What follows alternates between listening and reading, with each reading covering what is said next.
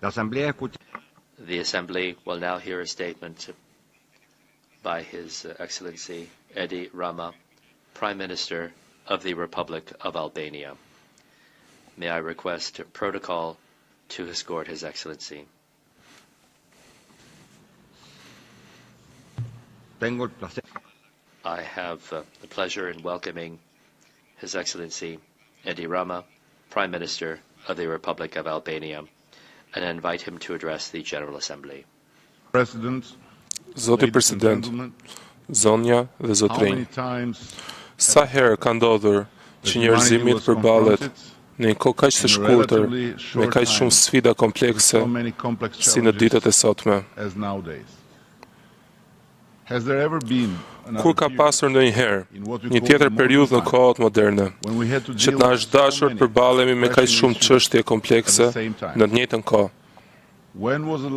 Dhe kur është koha e fundit që ne mbajmë mend, kur të gjithë jemi përballur me një perspektivë kaq konfliktuese, atë të një bote që bëhet më e pasur nga ora në orë, e udhëhequr nga zhvillimet e jashtëzakonshme të shkencës dhe teknologjisë, dhe në anën tjetër, atë të një planeti që duket se ka humbur rrugën e tij, energjinë dhe vizionin, dhe është përfshirë në një spirale shkatruese. Nuk ka përgjigje të thjeshtë për pyetje të tilla komplekse. E megjithatë, faktet janë kokfort dhe në shumë aspekte edhe realiteti duket i zymt.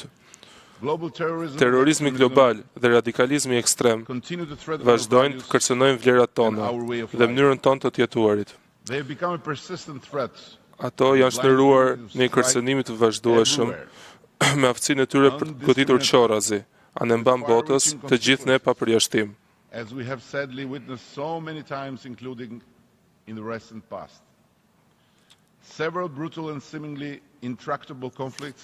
Disa konflikte brutale dhe ndukjet pandalshme vazhdojnë të shkatrojnë jetët e miliona njerëzve, duke kërcënuar të ardhmen e brezave të tërë. Konfliktet armatosura në ditët tona janë shumë më komplekse. Aktorët e përfshirë më të numërt dhe armët e taktikat e përdorura shumë më të sofistikuara. Të tilla janë pashmangshmërisht edhe pasojat që pasqyrojnë në vuajtje të pambarim për shumë komunitete. 65 milion njerëz, numri më i lartë që prej përfundimit të luftës së dytë botërore, janë shpërngulur me forcë, brutalisht nga shtëpitë e tyre. Ky është një tregues për dështimin ton kolektiv. Ndryshimet klimatike, një e vërtet sfiduese, që disa vazhdojnë të guxojnë të vendosin në pikpyetje, janë duke vendosur në pikpyetje vetëm mbijetesën tonë në këtë planet.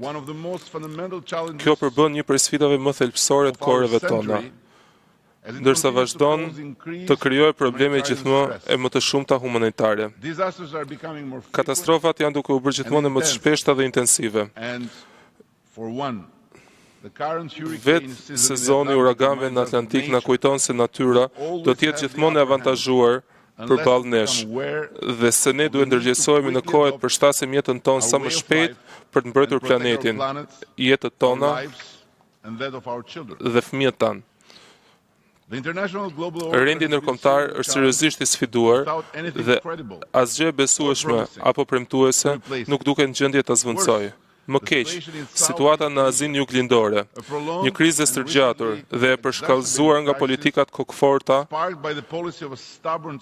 totalitare dhe paranojake të një regjimi, kanë rikthyer frikën e konflikti të tmerrshëm bërthamor. Pabarazia vazhdon të rritet, ndërsa në kontrast, bota bëhet më e pasur. Kjo vendos në pikpyetje serioze vlefshmërinë e premtimeve dhe garancinë e rezultateve pozitive që shumë prej nesh kanë mbrojtur pikërisht nga kjo foltore. Asnjë vend, sado i madh, sado i pasur apo i fuqishëm, nuk mund të përballet apo të zgjidhë këto probleme i vetëm.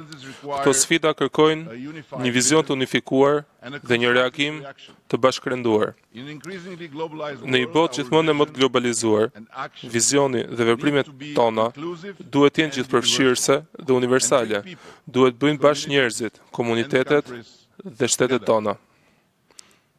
Dhe unë, lideri I një vendi të vogël, solemnisht ritheksoj zotimin ton për të bërë besnikërisht detyrën tonë.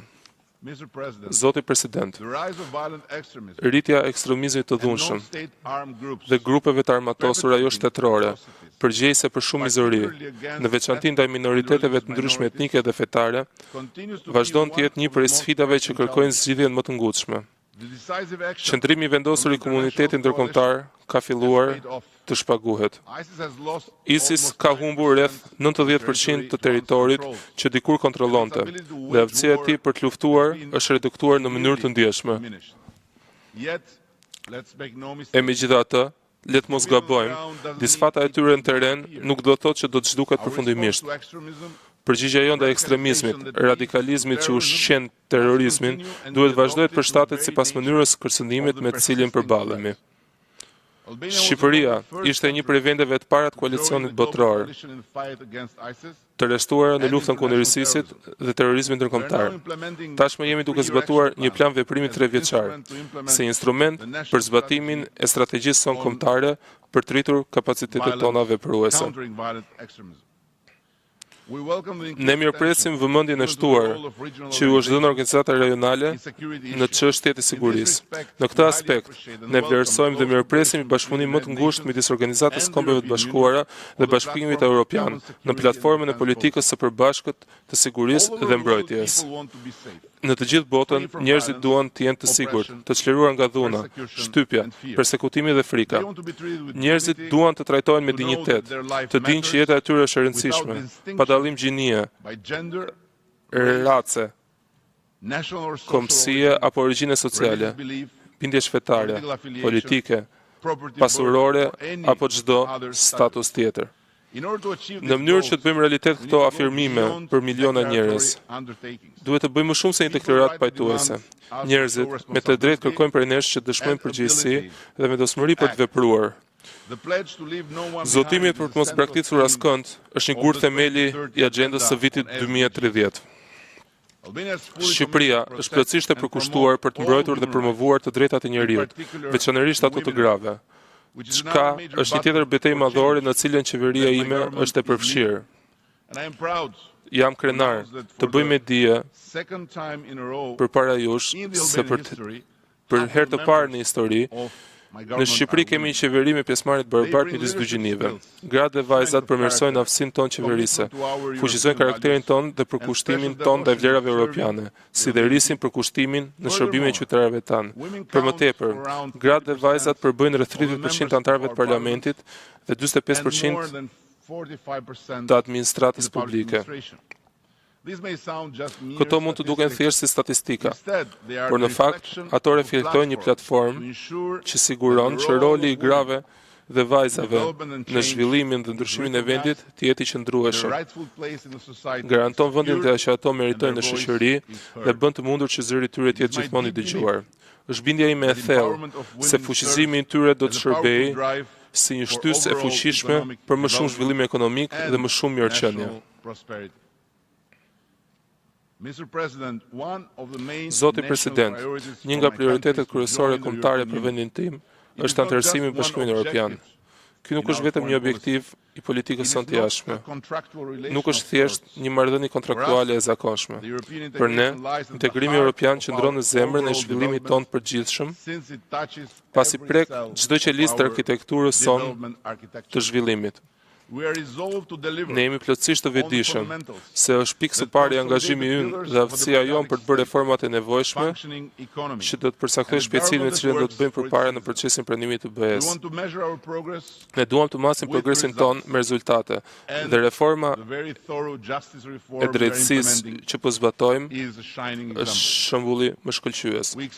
Ne presim që partnerët tanë të Bashkimit Evropian të bëjnë pjesën e tyre dhe të hapin rrugën drejt çeljes së bisedimeve për anëtarësimin.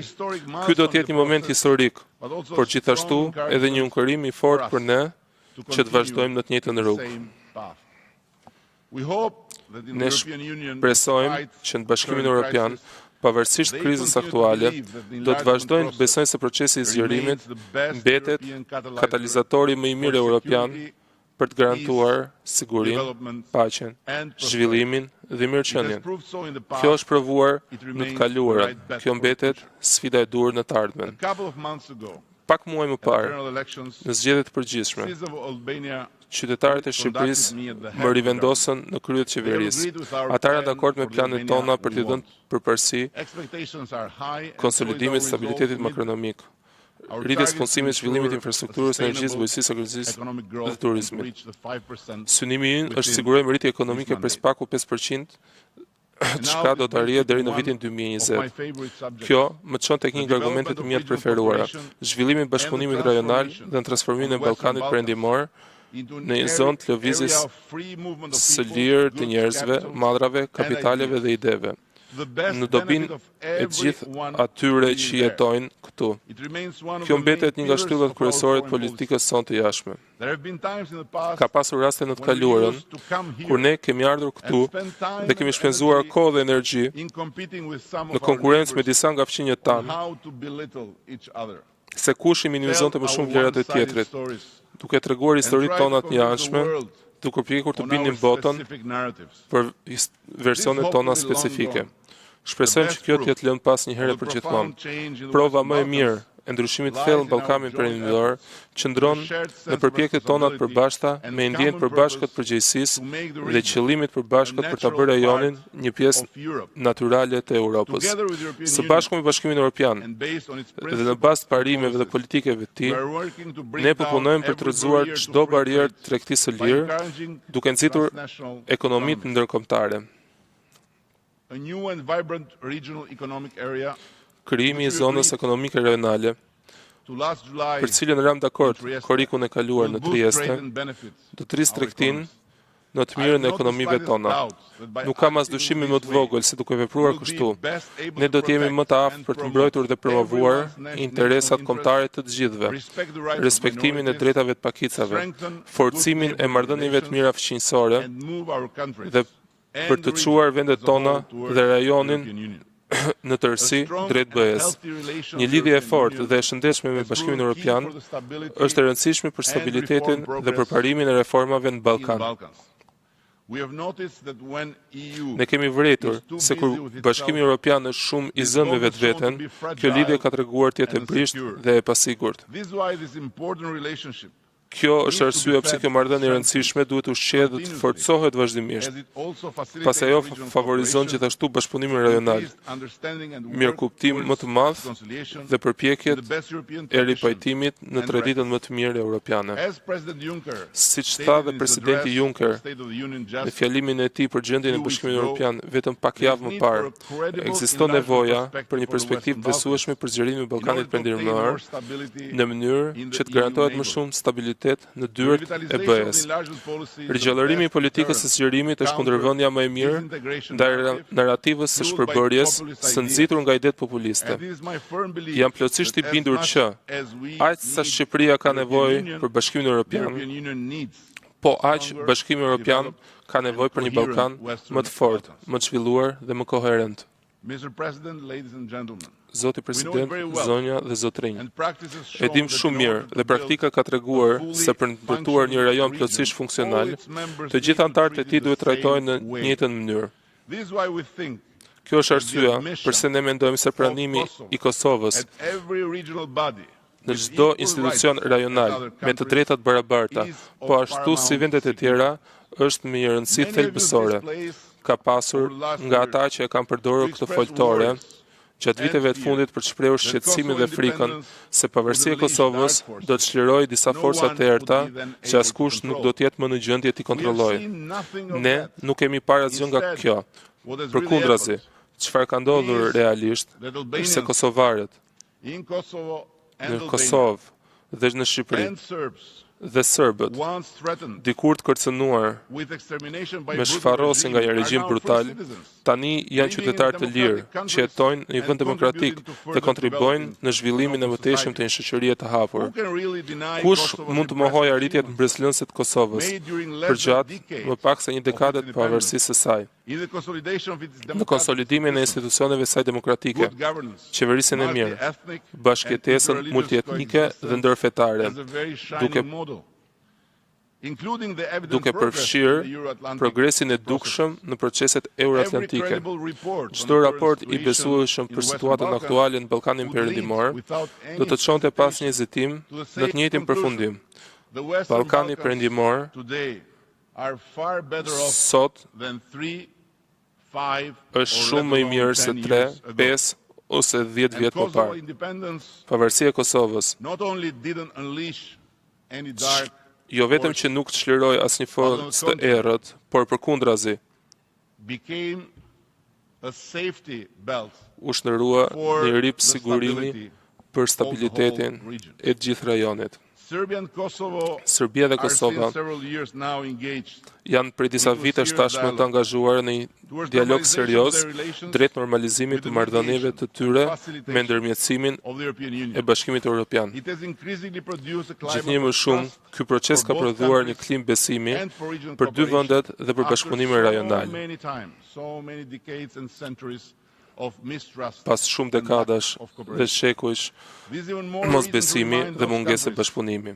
Kjo është një arsye më shumë për të kujtuar atyre vendeve që nuk e kanë njohur ende Kosovën në këtë audiencë që ta bëjnë atë. Kjo nuk duhet të shihet si një sfidë apo edhe më keq, një humbje, siç është përshkruar shpesh gabimisht. E kemi thënë edhe më parë, e përsërisim sot. Njohja e Kosovës, vendosja e marrëdhënies dhe përkraja e saj për të ecur përpara, diçka që 114 antarë të OKB-s e kanë bërë deri më tani, është një kontribut i drejt për drejt për një jetë më të mirë për qytetarët e saj dhe investim në sigurinë dhe stabilitetin e gjithë rajonit,